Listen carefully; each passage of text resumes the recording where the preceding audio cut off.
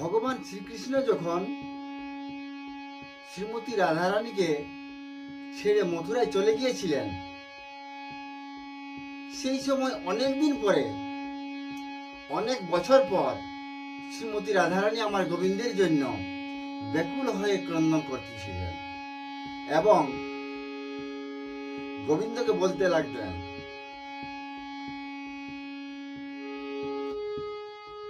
তুলসী চন্দনা করিব অর্পণ, তুলসী চন্দনা করিব অর্পণ, আখি জলে চরণ ধুয়াব,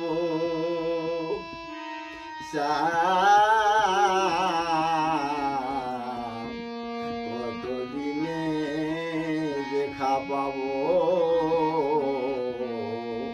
কতদিনে দেখা পাব, তুমি আমার কাছে আসি, দেখা দাও হে মৃদু হাসি, তুমি আমার কাছে আসি, দেখা দাও হে মৃদু হাসি, বাহুর বন্ধনে রাখব শ্যাম, আমি বাহুর বন্ধনে রাখব শ্যাম, নয়নে নয়নে মিলাইব প্রাণে প্রাণে, নয়নে নয়নে মিলাইব প্রাণে প্রাণে, অধরে অধরে রাগব হে শ্যাম, কতদিনে দেখা পাব, কতদিনে দেখা পাব,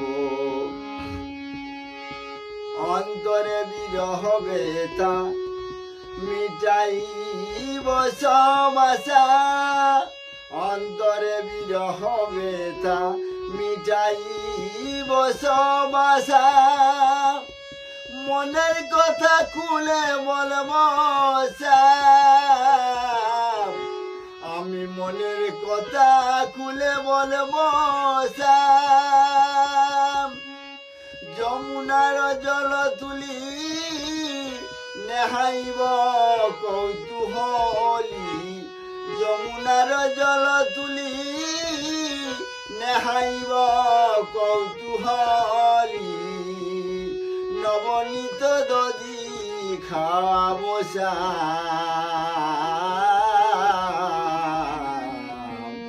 কতদিনে দেখা পাব, কতদিনে দেখা পাব, নবনীত নবরঙ্গে ভাসিব প্রেম অঙ্গে, নবনীত নবরঙ্গে ভাসিব প্রেম অঙ্গে, চন্দনে সাজাব হে শ্যাম, আমি চন্দনে সাজাব হে শ্যাম, তুলসী চন্দন করিব অর্পণ, আখি জলে চরণ ধুয়াব শ্যাম, কতদিনে দেখা পাব,